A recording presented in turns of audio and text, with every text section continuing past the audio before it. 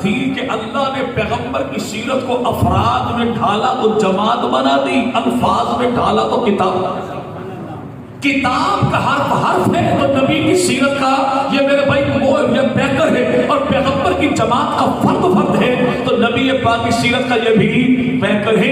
اب وہ دشمن نے کیا کیا کہ دین کو برباد کرنے کے لیے دو عقیدے گھڑے، ایک عقیدہ کتاب کے بارے میں، ایک عقیدہ جماعت کے بارے میں۔ کتاب کے بارے عقیدہ کیا گھڑا جی نعوذ باللہ اس کتاب میں تحریف ہو گئی، کتاب تبدیل کر دی گئی۔ جماعت کے بارے عقیدہ کیا گھڑا جی نعوذ باللہ تکفیر ہو گئی۔ پیغمبر کے 1.25 لاکھ صحابہ نبی کے پاک کی آنکھ بند ہوتے ہی دین محمدی چھوڑ بیٹھے۔ اللہ بہترین جزائے خیر دے اہل سنت کے علماء کو، وہ دیوبندی ہو تب بھی، بریلوی ہو تب بھی، اہل حدیث ہو تب بھی، چپے چپے پہ مدارس بنائے، مکاتب بنائے، قرآن پاک کا حرف حرف پڑھایا اور پوری کتاب کو بچا دیا۔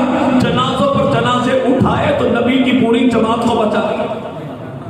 مکاتب مدارس نے پوری کتاب کا تحفظ کیا اور علماء امت نے نبی کی پوری جماعت کا تحفظ کیا۔ آج میرے پوری کائنات میں سوائے اہل سنت کے اور کوئی ایسا نہیں ہے جو فخر کے ساتھ ہاتھ بلند کر سکے کہ نبی کی کتاب بھی موجود ہے، محفوظ ہے، اور پیغمبر کی جماعت موجود بھی ہے، محفوظ بھی ہے۔ دشمن نے کیا کیا؟ عقیدہ تحریف پہ کھڑا، یعنی کتاب بدل گئی، کفر کے ثبوت کھڑے ہو گئے۔ آیات 17,000 تھی، اونٹ بھی کوہان سے موٹا تھا، اور نعوذ باللہ 12 امام قرآن کو لے کر غار میں چلے گئے۔ اگر یہ قرآن غار میں چلا گیا تو میرے میں گزشتہ 1200 سال سے ہدایت والی کتاب سے امت جو محروم ہے تو اس کا مجرم کون ہوگا؟ اور جماعت کے بارے کا کہا جی نعوذ باللہ 1.25 لاکھ صحابہ تھے، 3 مسلمان رہے، باقی سارے نعوذ باللہ ایمان سے فارغ ہو گئے۔ جو ایمان سے فارغ ہوئے انہوں نے تو اسلام کو کفر بنا دیا، اور جو باقی 3 مومن بچے اور نعوذ باللہ تقیہ کرتے تھے کہ دل میں کچھ ہوتا تھا، زبان پر کچھ ہوتا تھا۔ اگر بھائی پوری جماعت کمائی ہے ہی نہیں تو پھر دین محمدی کہاں گیا؟ ابھی ہم دیکھیں ہمارے پنجاب میں 9th کلاس کا رزلٹ آیا جی بھائی، جن کے بچے کامیاب ہوئے انہوں نے بڑے بڑے بورڈز پہ وہاں پہ پین فلکس لگوا دیا۔ کیوں؟ کہ یہ شاگردوں کی کامیابی استاد کی نیک نامی ہے، شاگردوں کی کامیابی یہ ادارے کی نیک نامی ہے۔ آپ جب اگر کوئی بندہ یہ کہہ دے کہ اپنے بچے کو فلاں ادارے میں داخل کروا دیجئے، استاد دی ہائی کوالیفائڈ ہمیں سٹاف ہے، پر نصاب تو نصاب بھی جناب ان کا وہ فلاں سسٹم والا نصاب ہے، اور جی ان کی لوکیشن جی نہر کے کنارے موجود ہے، اور بجلی کی تو پریشانی کوئی نہیں۔ آپ کے بچے ٹھنڈا پانی پیئیں گے، ٹھنڈے ماحول میں رہیں گے۔ اگلا سوال کیا ہوگا؟ یار ساری باتیں چھوڑ، رزلٹ کیسا ہے؟ اگر وہ کہنے والا کہے رزلٹ تو یہ کہ 100 بچوں میں صرف 3 پاس ہوئے، باقی 97 فیل ہوئے، اور جو 3 پاس ہوئے ان سے سوال پوچھو، راضی کا جواب دیں گے اردو کا۔ ان سے عبارت اگر پوچھو انگلش کی تو جواب دیں گے آپ کو کسی اور سبجیکٹ کا۔ تو کہنے والا کہے گا کہ بھائی تو نصاب بھی پاس رکھ، سٹاف بھی پاس رکھ، لوکیشن بھی پاس رکھ، سہولیات بھی پاس رکھ۔ ایسے ادارے کو میں نے چاٹنا تھوڑا ہی ہے کہ جس ادارے کا رزلٹ ہی ہو۔ اگر شاگرد کامیاب نہ ہو تو استاد کی قابلیت پر اعتراض کی انگلی اٹھتی ہے۔ اگر سب سے بڑا نبی اور خود وہ نبی جو فرمائے کہ اللہ نے مجھے معلم کائنات بنا کر دیا، اس نبی نے دن پڑھایا، رات پڑھایا، 23 سال پڑھایا، اور 23 سال کے بعد نتیجہ کیا نکلا کہ 1.25 لاکھ صحابہ میں نعوذ باللہ 3 مسلمان بچے، باقی سارے کافر ہو گئے۔ جو مسلمان بچے ان کی حالت یہ تھی کہ سوال کرنے والا سوال تو کرتا اور وہ ماحول کو دیکھ کے جواب کچھ اور دیتے، تو قیامت تک جو دین باقی رہنے کے لیے آیا تھا وہ دین گیا کہاں؟ دشمن نے تو خطرناک ترین یہ بار کی کتاب کے بارے تحریف کا، جماعت کے بارے تکفیر کا۔ اللہ بہترین جزائے خیر عطا فرمائے۔ وہ احسان الہی شہید ہو تب بھی، عارف چشتی شہید ہو تب بھی، وہ حق نواز شہید ہو تب بھی، کہ جنہوں نے خون جگر دے کے پیغمبر کی پوری کتاب کو بچایا، کتاب کو نہیں کتاب کے حرف حرف کو بچایا، جماعت کو نہیں جماعت کے فرد و فرد کو بچایا۔ تو دشمن نے تیسرا وار کیا کیا؟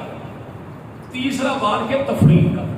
صحابہ اہل بیت جو تھے وہ ٹھیک ہے تو صحیح، لیکن ان کا معاملہ دین الگ الگ تھا، کلمہ الگ الگ تھا، کتاب الگ الگ تھی، دین شریعت الگ الگ تھی. تو بھائی یاد رکھیے گا اگر یہ دین شریعت الگ الگ ہوتا تو پھر میرے بھائی ماننا پڑے گا کہ یہ دین الگ، یہ دین الگ ہے، یہ کلمہ الگ، یہ کلمہ الگ ہے. اگر یہ مسلمان ہے پھر یہ مسلمان کوئی نہیں، اگر یہ مسلمان ہے پھر یہ مسلمان کوئی نہیں. میں محبت اہل بیت میں انکار صحابہ کر دوں تب بھی لعنتی ٹھہروں گا، اور محبت صحابہ میں انکار اہل بیت کر دوں تب بھی لعنتی ٹھہروں گا. ہم تو کہیں کہ پیغمبر کا گھرانہ بھی پاک ہے، نبی کا یارانہ بھی پاک ہے. گھرانہ اور یارانہ ہے کون سا؟ آج جو بات لوگ کہیں دیکھیں جی وہ در والے، وہ گھر والے، وہ در والے، وہ گھر والے. جی وہ در والے کون، گھر والے کون؟ جی جو اہل بیت ہیں ان کو گھر والا کہتے ہیں، جو پیغمبر کے صحابہ ہیں ان کو در والا کہتے ہیں. بھئی آپ کی بات مان لی لیکن اتنی بات تو بتا دیجئے در کس کا ہے، گھر کس کا ہے؟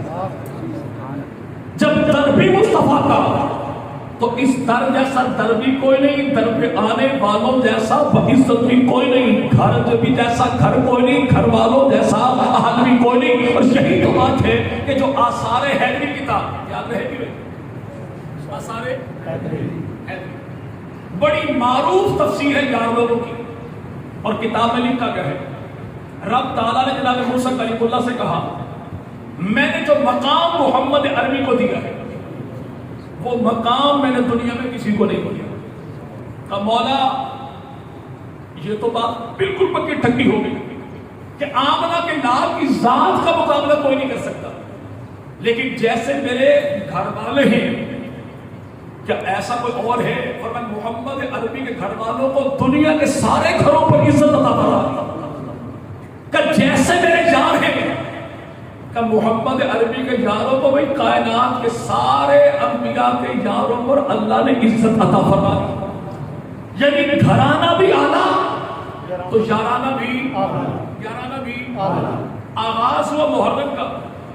جیسے ہی بات آ جائے جناب سیدنا حسین ابن علی کی تو حسین ابن علی کا وجود مرکز محبت بھی ہے، مرکز وحدت بھی ہے. دشمن کا کیا جو مرکز وحدت تھا اسی کو انتشار بنا کے کائنات کے سامنے پیش کیا. حسین ابن علی کی پوری پاکیزہ زندگی کو یوں چھپا لیا کہ کردار حسینی ڈھونڈے سے بھی نوز ملتا کوئی نہیں. ورنہ حسین ابن علی کی 57 سال کی زندگی میں ایک ایک پل ایسا ہے جس سے انفرادی زندگی بھی ہم سنوار سکتے ہیں، اجتماعی زندگی بھی سنوار سکتے ہیں. کچھ واقعات دیکھیں. جناب حسین ابن علی کے بڑے بھائی جناب حسن مجتبیٰ، عمر کا فرق کتنا ہے؟ 1 سال پورے کا بھی نہیں. لیکن ہوا کیا؟ حضرت حسن مجتبیٰ حضرت حسین ابن علی کہیں مدینہ سے بیت نوا کے چلے گئے.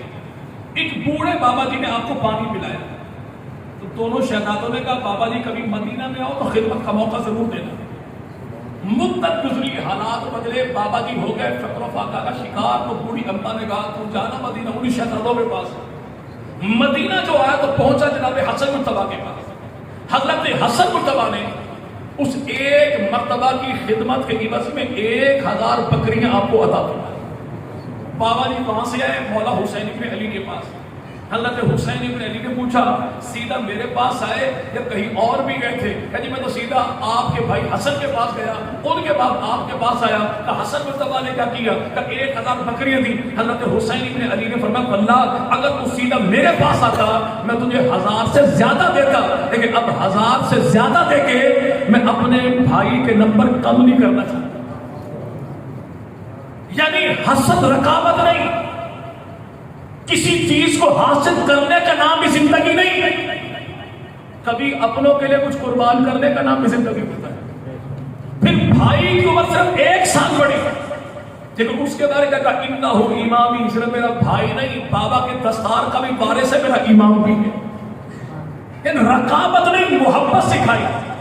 اگر آج یہی اصول ہم اپنی معاشرتی زندگی میں اپنا لیں کہ باپ کے مرنے کے بعد جن بھائیوں کے سر پہ اپنے ہاتھوں پگڑی باندھتے ہیں اور پھر پگڑی کو تار تار میں اپنے ہاتھوں کرتے ہیں، اصول سیکھ لیجیے سیدنا حسین ابن علی سے کہ یہاں پہ سب کچھ حاصل کرنا زندگی نہیں، کبھی کبھی لٹانا بھی زندگی ہوتا ہے تو کہنے والے کسی نے کہا نا کہ سکندر خوش نہیں ہے لوٹ کر سارے زمانے کو، قلندر دونوں ہاتھوں سے لٹا کر رقص کرتا ہے، کبھی لٹانا بھی میرا زندگی ہوا کرتا ہے۔ دوسرا واقعہ دیکھیں، حضرت حسین بن علی حسن مجتبی بچپنے کا عالم مسجد نبوی میں جو آئے، ایک دیہاتی بوڑھا آیا، وضو کرنے بیٹھا، وضو کا انداز اس کا غلط تھا، دونوں بھائیوں نے مشورہ کیا بابا جی کو کیسے سکھائے۔ اگر یہ بابا چڑھ جاتا ہمارے حق تھے تو وضو بھی گیا تھا، دین بھی گیا تھا، کیونکہ ہمارے یہاں سلام کیا ہے، پہلے ماں بہن کی 4-5 گالیاں، پھر سنا بھائی طبیعت تیری ٹھیک ہے، طبیعت تو ٹھیک ہو ہی جائے گی، پہلے تذلیل بعد میں اصلاح۔ کوئی بڈھے آدمی 80 سال سے عمر میں وضو تو کرنا نہیں آتا تو معاملہ دین سے دور ہو جاتا۔ دونوں بھائیوں نے مشورہ کیا، احترام انسانی، وقار انسانیت سکھایا، اور بابا جی کا بابا جی مسئلہ یہ ہے، ہم دونوں بھائیوں کا اختلاف ہو گیا، یہ کہتے ہیں وضو یوں کرنا ہے، میں کہتا ہوں وضو یوں کرنا، ہم دونوں وضو کرتے ہیں، آپ ہماری اصلاح کیجیے گا کہ وضو ٹھیک کس کا ہے۔ جب دونوں بھائیوں نے وضو کیا تو بابا جی نے کہا پتر میں سمجھ گیا، ڈنڈی میں نہیں ماری تھی۔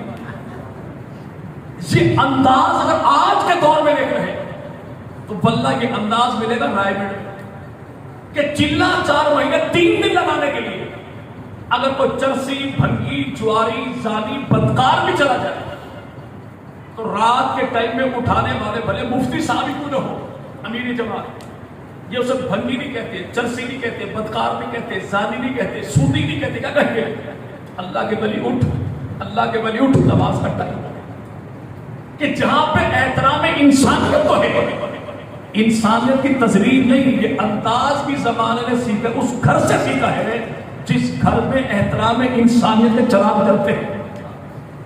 تیسرا انداز دیکھیے، حضرت حسین بن علی کی سواری پہ سوار تھے، سارے راہ سڑک کے کنارے کچھ فقیر بیٹھے تھے۔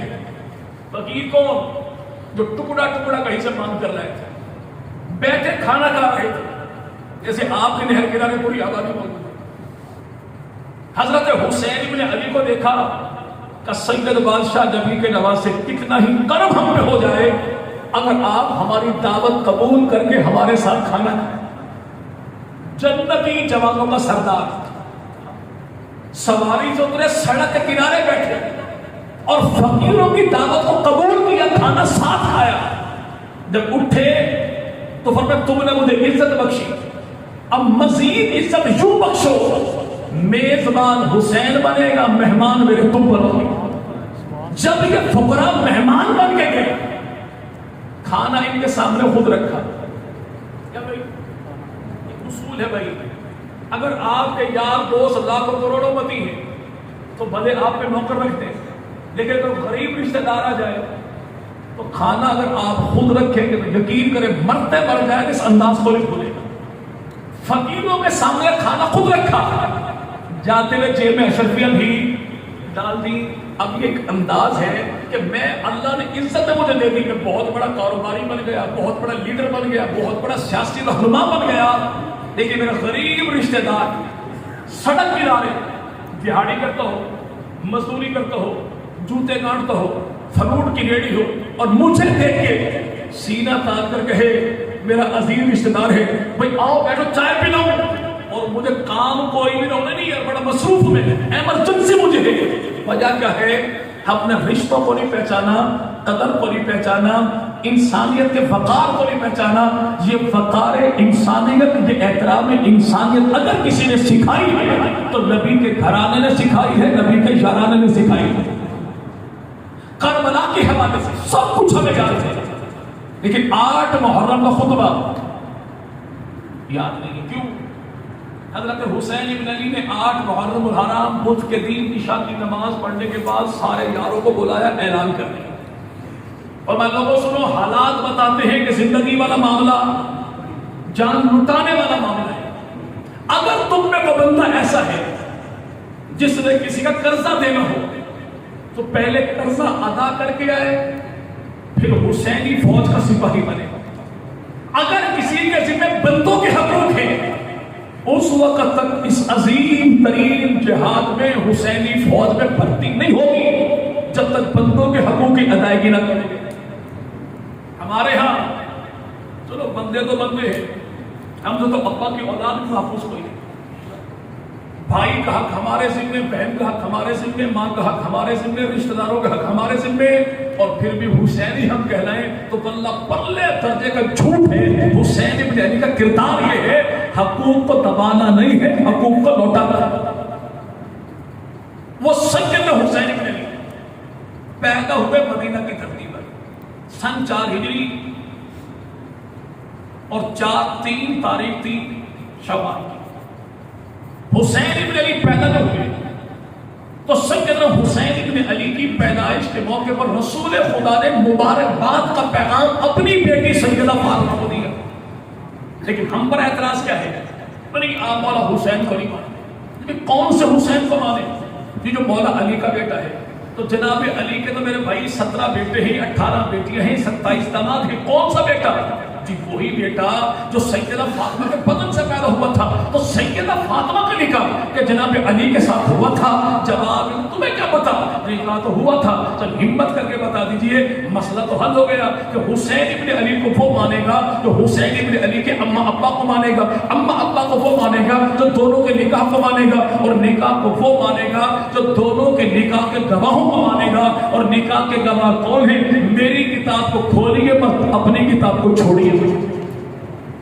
الکافی کتاب جو ہماری بخاری کے مقابلے کی حدیث میں موجود کیا ہے؟ جبرائیل امین ہے رسول خدا کو پیغام دیا، یا رسول اللہ، اللہ یہ فرماتے ہیں کہ کائنات کے مردوں میں علی جیسا مرد کوئی نہیں، اور کائنات کی عورتوں میں فاطمہ جیسی عورت کوئی نہیں۔ اللہ نے علی کا نکاح عرشوں پر فاطمہ کے ساتھ کر دیا، اور اللہ یہ فرماتے ہیں فرشوں پہ اعلان آپ کیجئے، اکیلے نہ کیجئے، یاروں کو بلا کے گواہ بنا کے پھر کیجئے۔ تو آمنہ کے لال نے جبرائیل امین سے کہا یار ہیں کون جن کو بلاؤں؟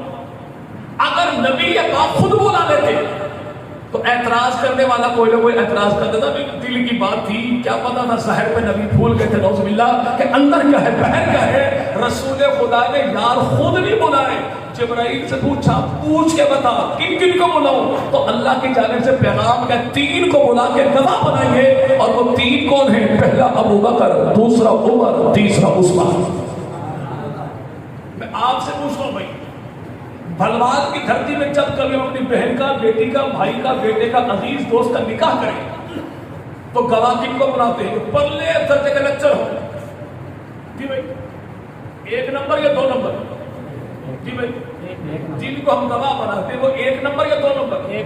کھرے یا کھوٹے؟ سچے یا جھوٹے؟ مومن یا کافر؟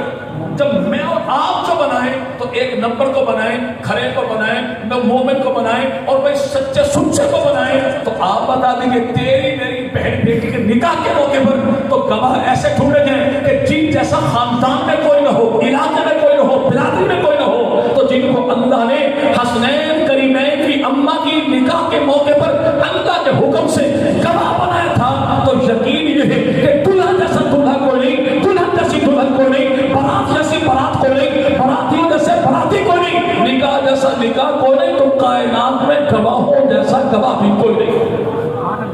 وہ گواہ ہیں کون؟ جن کو خدا نے بنایا، بتایا، نبی نے بنایا، علی نے اپنایا۔ کوئی لمبی چوڑی بحث نہیں۔ آج جو اسلام آباد کی دھرتی پر کھڑا ہو کر کہے کہ میں ابو بکر کو مومن نہیں مانتا، تو آپ کہتے ہیں حضور آپ اگر ابو بکر کو مومن نہیں مانتے تو آپ کو مومن کون مانتا ہے؟ بے شک اگر کائنات کے پہلے مومن ہی مومن نہیں، اور مومن بھی وہ جو 14 صدیوں سے پیغمبر کے پہلو میں سنا ہے، مومن بھی وہ اسی مہینے کی 28 تاریخ کو پوری کائنات کو چھوڑ کے پیغمبر کے ساتھ چلا گیا، جس کے عمل کو رب نے اپنا عمل کہا۔ اگر پوری دنیا بھی میرے محبوب پیغمبر کی مدد نہ کرتی تو اللہ مدد کر چکا۔ کب کر چکا؟ جب ایک اکیلا ابو بکر پیغمبر کے ساتھ تھا، تو مراد کیا ہے کہ پوری دنیا ایک طرف ہو جائے، صدیق اکبر پوری کائنات پہ بھاری ہو جائے۔ یہ جو کہے نہیں میں امام نہیں مانتا، تو بھائی آپ سے کہا کس نے کہا کہ امام مانے؟ خدا کے نبی نے تو ابو بکر کو امام جو بنایا تھا مسجد نبی میں مومنوں کا بنایا تھا، کافروں کا نہیں۔ تو مومن تب بھی مانتے تھے، مومن آج بھی مانتے۔ آپ نے تو پہلے بھی کوئی نہیں مانا تو آج بھی کوئی نہیں مانا. اور جو مسجد نبی کے میرے بھائی مقتدیوں کے ساتھ نہ ہو ہم ان کو مومن سمجھتے ہی نہیں ہے. ابو بکر صدیق کا ایمان کائنات کے کسی قبیلے کی تصدیق کا محتاج ہے ہی نہیں. ایسا ایمان ہے صدیق اکبر کا کہ مانو گے تو مومن کہلاؤ گے, انکار کرو گے تو فارغ ہو جاؤ گے. وہ جناب سیدنا حسین بن علی, ان کے اماں ابا کا نکاح کب ہوا؟ محرم الحرام سن 2 ہجری 21 تاریخ. کتاب ہے جلال الجن پڑوسیوں کی جی. محرم میں نکاح تو یاد رکھیے گا, جیسا نکاح نبی نے کیا, علی نے کیا, اولاد علی نے کیا, ایسا نکاح سال کے 365 دن میں ایک دن بھی منع کوئی نہیں. اور جیسے نکاح ہم کرتے ہیں ایسا نکاح تو سال میں دن جائز ہی کوئی نہیں. رسول خدا نے پہلا نکاح سیدہ اماں خدیجہ کے ساتھ کیا محرم کے مہینے میں. سیدہ رقیہ کا نکاح عثمان غنی کے ساتھ محرم کے مہینے میں. جناب علی کا نکاح سیدہ فاطمہ کے ساتھ محرم کے مہینے میں. اور بھلوال کی دھرتی پر 9ویں کی رات کو مہندی لے کر نکلنے والے خود بتاتے ہیں کہ مولا حسین نے اپنی بیٹی سیدہ فاطمہ کا نکاح اپنے یتیم بھتیجے قاسم بن حسن کے ساتھ کیا. تو محرم کے مہینے میں, اگر محرم کے مہینے میں مہندی نکالنا جائز ہے تو نکاح کرنا جائز کیوں نہیں؟ جن کے ہاں نکاح دین ہے ان کو کرنا چاہیے, جن کے ہاں نکاح عیاشی ہے انہیں بالکل بھی نہیں کرنا چاہیے. رہا یہ معاملہ کرے یا نہ کرے, اگر وہ بندہ نکاح کرے اس لیے کہ نبی نے کیا, علی نے کیا, اولاد علی نے بھی, میں اسی سنت کو زندہ کروں گا تو اللہ محبتیں برکتیں وہی عطا فرما دے گا. لیکن اگر وہ بندہ خواصت دل میں یہ ہو کہ آل نبی پر ظلم ہوا تھا اور میں نکاح کے نام پہ ڈرامے بازی کر کے خوشی کا اظہار کروں گا, تو تب ہمارا ایمان عقیدہ نظریہ یہ ہے کہ ایسا نکاح بھی تو نمبر ہے اور پیدا ہونے والی اولاد کا نسب بھی تو نمبر ہے. ایسا کوئی بھی عمل جس کی بنیاد بھوک سے آل محمد پر ہو وہ خدا کے حامی مقبول کوئی نہیں اور رسالت باپ کے حامی مقبول کوئی نہیں. وہ سیدنا حسین بن علی. ابھی ربیع الاول کا مہینہ جو آئے گا تو دوست پتہ ہے کہ جب نبی پاک کی میلاد بیان کی جائے ہم نبی پاک کی دائی اماں کا نام لیتے نہیں لیتے جی بھائی؟ تو دائی اماں ہے کون نبی پاک جی بھائی؟ سیدہ اتفاق یہ ہے کہ جواب آپ تمام حضرات کا غلط ہے. چونکہ دائی ہماری سوسائٹی میں اس خاتون کو کہتے ہیں جو ڈیلیوری ولادت کے موقع پر زچہ بچہ کو سنبھالے. اور ایسا ڈیلیوری کے موقع پر, ولادت کے موقع پر کام پیغمبر کی پیدائش کے موقع پر دنیا کی کسی عورت نے کیا ہی نہیں. کیوں؟ نبی دنیا میں جو آئے تو بغیر دائی کے, نبی کے ختنے ہوئے تو بغیر نائی کے. جب کسی خاتون نے ماں بننا ہو تو دائی کی نظر سے اس کا سطر محفوظ نہیں رہتا, اور جب کسی میرے بھائی بچے کے خطرے ہونے ہو تو نائی کی نظر سے اس کا اپنا سطر محفوظ نہیں رہتا. اللہ نے کائنات کے عظیم پیغمبر کے لیے ایسے VIP پروٹوکول کا انتظام کیا کہ آقا دنیا میں آئے تو بغیر دائی کے تاکہ نبی کی اماں کا سطر محفوظ رہے, اور آقا کے خطرے ہوئے تو بغیر نائی کے تاکہ نبی پاک کا اپنا سطر بھی محفوظ رہے. ہم دائی حلیمہ دائی ہے, دودھ پلانے والی دائی ہے, ولادت کے موقع کی دائی نہیں. لیکن حسین بن علی کی دائی کون ہے؟ یہ 2 خواتین ہیں. ایک کو سیدہ ام الفضل لبابہ بنت حارث کہتے ہیں اور ایک کو سیدہ اسماء بنت امیس کہتے ہیں. ایک میرے بھائی دائی وہ ہے جس نے حسین بن علی کو اٹھایا, نہلایا, سرما لگایا, خوشبو لگائی, کنگھی کی, کپڑے میں ڈالا, نبی پاک کی جھولی میں رکھا, پھر کہا یا رسول اللہ مبارک ہو. یہ دائی کون ہے؟ اسے سیدہ ام الفضل لبابہ کہتے ہیں. اور ام الفضل لبابہ کون ہے؟ جس کی ماں کا نام ہند بنت عوف ہے, اور ہند بنت عوف کی بیٹی کون ہے؟ اس کا نام قریبہ الصغرا ہے, اور قریبہ الصغرا کا گھر والا کون ہے؟ اسے امیر معاویہ کہتے ہیں. یعنی بیٹا حسین کا بیٹا حسین ہو, علی کا بیٹا, تو دائیوں والا کام کرنے والی کون ہے؟ وہ گھر والی جناب عباس کی ہے, سالی امیر معاویہ کی ہے. سالی امیر. پھر حسین بن علی بچپنے کے عالم میں خدا کے نبی نے جملہ ارشاد فرمایا, فرمایا حسن و حسین جنتی جوانوں کے سردار ہیں. ایک جملہ نہیں, نبی نے دونوں نواسوں کو زندگی بھر کے لیے کریکٹر سرٹیفکیٹ عطا فرمایا. مرتے دم تک حسن مرتبہ بھی چلے گا تو شاہراہ جنت پر، حسین ابن علی چلے گا تو شاہراہ جنت پر. نہ اس کا عمل جنت سے دائیں بائیں ہوگا، نہ اس کا عمل جنت سے دائیں بائیں ہوگا. رسول خدا جو فرماتے ہیں جنتی جوانوں کے سردار ہیں. ہمیں تو جو یقین ہے کہ حسن مرتبہ میرے بھائی 41 ہجری ربیع الاول کے مہینے میں امیر معاویہ کے ہاتھوں پر ہاتھ رکھیں تو یہ عمل بھی جنتی ہے. اور حسین ابن علی 100 ہجری محرم میں تلوار لہرا کے آ جائیں تو حسین کا یہ عمل بھی جنتی ہے. دشمن نے کیا کیا؟ پوری زندگی کو محدود کر دیا کربلا تک. لیکن یاد رکھیے گا اگر جناب سیدنا حسین ابن علی کربلا میں نہ آتے، حسین ابن علی 3 دن کے بھوکے پیاسے نہ ہوتے، اپنے جانثاروں کو شہید نہ کرواتے، لاشوں پر لاشیں نہ اٹھاتے، بیت اللہ کی نمازیں نہ چھوڑتے، پیغمبر کا پڑوس نہ چھوڑتے، اپنے خاندان کو نہ چھوڑتے، سینکڑوں میل کا سفر طے نہ کرتے، واللہ تب بھی اس امت میں حسین جیسا کوئی ہو. کیونکہ حسین ابن علی عزت و عظمت میں نہ کربلا کے محتاج ہیں نہ محرم کے محتاج ہیں. حسین ابن علی کی 3 نسبتیں ہیں. حسین خدا کا ولی ہے، نبی کا صحابی ہے، کربلا کا شہید ہے. ہم حسین ابن علی کی ولایت کو مانیں، حسین ابن علی کی صحابیت کو مانیں، حسین ابن علی کی شہادت کو مانیں، تو حسین ابن علی کی ولایت کو نہ مانیں ہم اسے بھی لعنتی کہتے ہیں. تو حسین ابن علی کی صحابیت کو نہ مانیں ہم اسے بھی لعنتی کہتے ہیں. اور جو حسین ابن علی کی شہادت کو نہ مانیں ہم اسے بھی لعنتی کہتے ہیں. حسین ابن علی کی نسبتیں اور نبی کا نواسا ہے تب بھی سلام ہی سلام ہے، علی کا بیٹا ہے تب بھی سلام ہی سلام ہے، زہرا کا لال ہے تب بھی سلام ہی سلام ہے، حسن مرتبہ کا بھائی ہے تب بھی سلام ہی سلام ہے، نبی کا نواسا نبی کا صحابی تب بھی سلام ہی سلام ہے. وہ حسین ابن علی نبی پاک کے کاندھوں پہ سوار ہوئے. سارے بتائیں گے، مسجد والے بھی، امام باڑے والے بھی.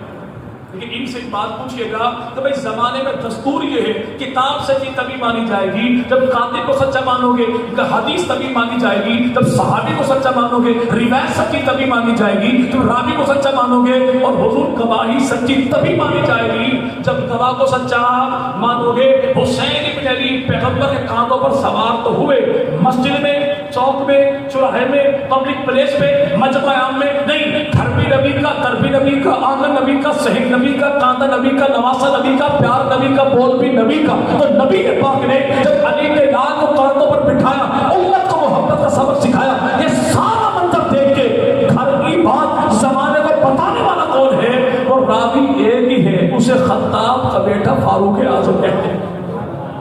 اسے فاروق آپ کے الحمدللہ تاجران کے ہمارے جو ذمہ دار بھائی ہیں انہوں نے ٹاؤن بنایا، لیکن سب مرکز بھی بنا دیا نا. میں جہاں جاؤں گا تو تعریف کروں گا، یار بات ہو تو ایسی ہو، پہلے اللہ گھر تعمیر ہو جائے تو باقی سارا معاملہ چلتا رہے گا. لیکن میں جو نکلوں گا ہے جمعہ کہاں پڑھایا؟ یار مسجد بڑی زبردست تھی، کہاں؟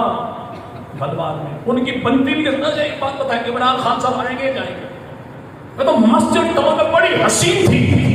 اچھا آٹے کا ریٹ اپ ہوگا ڈاؤن ہوگا؟ مسجد بڑی حسین تھی.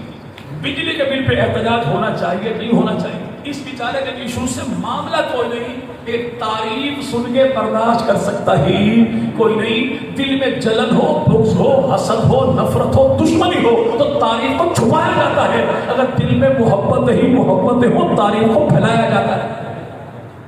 بات گھر کی تھی لیکن گھر کی بات مسجد میں کیسے پہنچی، امام باڑے میں کیسے پہنچی؟ یہ راوی تھا. اب میں خدا کرے راوی میں ڈوب پڑو. آج کل تو پانی بھی ویسے اچھا ہے.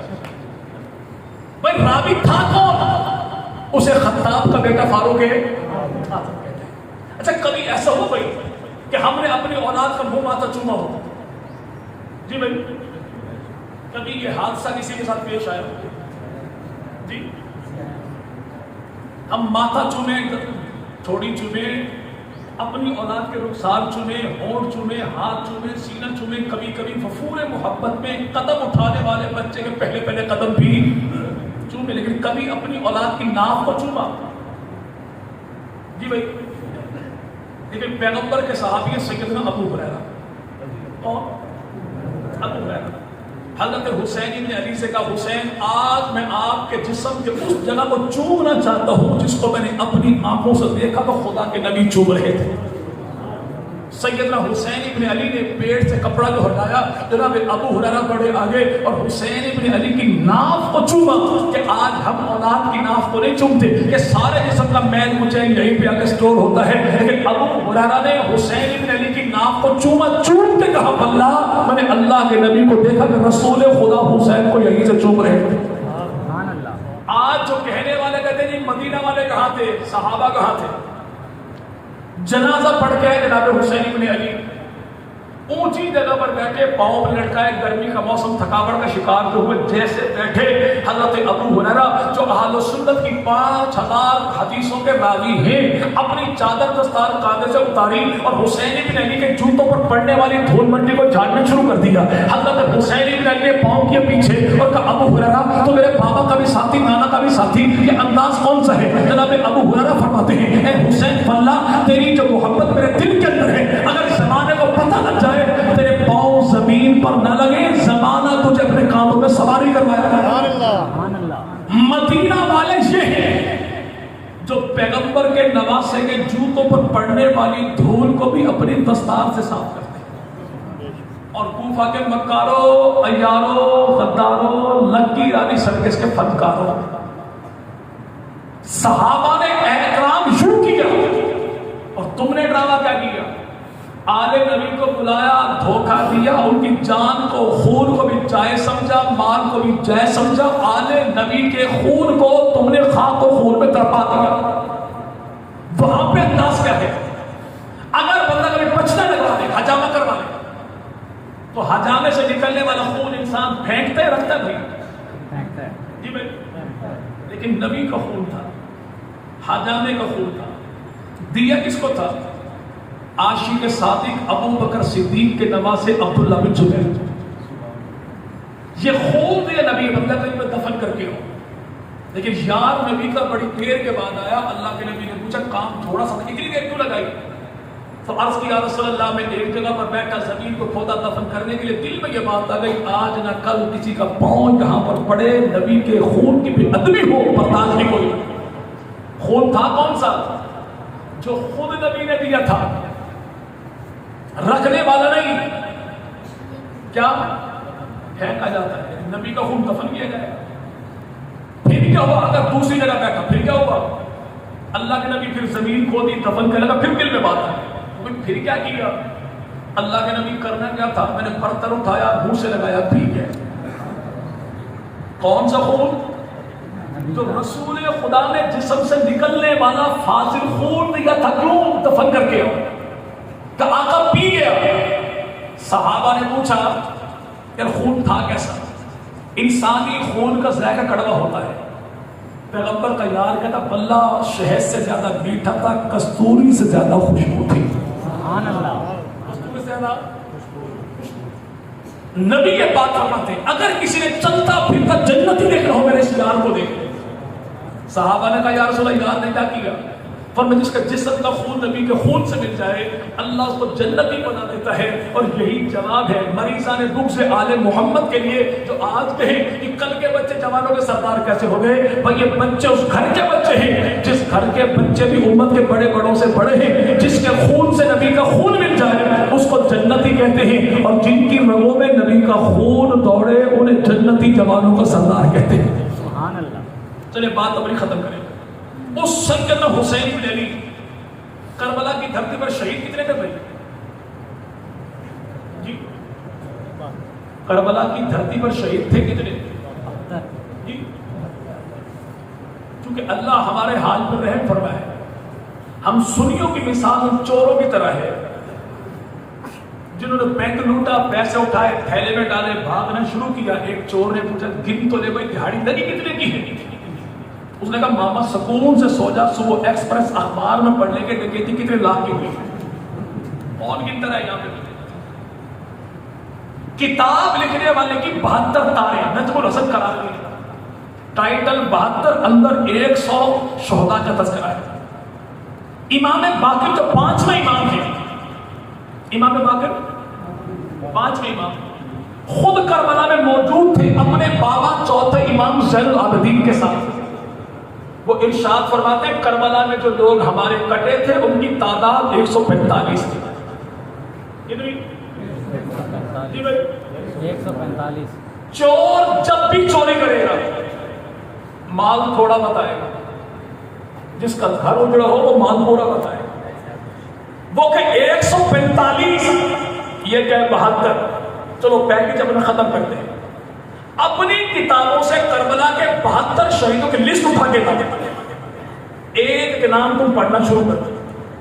واللہ تم 72 شہیدوں کا نام لو, میں ہر شہید کے نام پہ سنی گھر میں تمہیں بچہ دکھاؤں گا. تم نام حسین کا لو, بچہ ہم دکھائیں گے. نام عباس کا لو, بچہ ہم دکھائیں گے. نام مسلم کا لو, بچہ ہم دکھائیں گے. نام اوس کا لو, بچہ ہم دکھائیں گے. نام اون کا لو, بچہ ہم دکھائیں گے. نام یحییٰ لو, بچہ ہم دکھائیں گے. نام جعفر لو, بچہ ہم دکھائیں گے. علی اکبر نام لو, بچہ ہم دکھائیں گے. علی اصغر نام لو, بچہ 72 نام ہم دکھائیں گے. تم 72 نہیں, اپنی کتابوں کے مطابق جناب علی کے شہید بیٹوں کے نام بتاؤ. تعداد ان کی 9 ہے.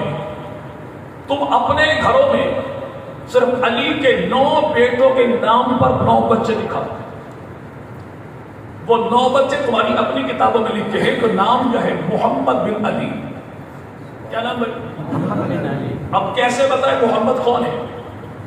اگر وہ پوچھ لے علی کا بیٹا محمد ہے, اس کی اماں کون ہے؟